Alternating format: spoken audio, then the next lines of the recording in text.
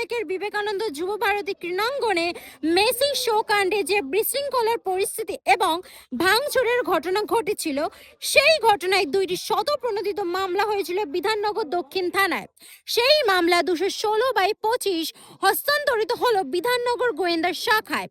মূলত সেই মামলায় অন্যতম মূল আয়োজককারী শতদ্র দত্তকে গ্রেপ্তার করা হয়েছিল 192 দাঙ্গা সৃষ্টির উদ্দেশ্যে ইচ্ছাকৃতভাবে উস্কানি, 328 4/5 ভাঙচুর, 20,000 থেকে 1 লক্ষ এবং 1 লক্ষ টাকার বেশি ক্ষতি, 326/5 জনসাধারণের সম্পত্তির ক্ষতি, 132 সরকারি কর্মীকে মারধর, 121/2 সরকারি কর্মচারী কাজে বাধা দেন, 45/46 প্ররোচনা, 9 এমপিও ও 3 পিডিপিপি। ক্যামেরায় বিশ্বজিৎ বিশ্বাসের সঙ্গে আমি সূচনা, নিউজ কলকাতা 24।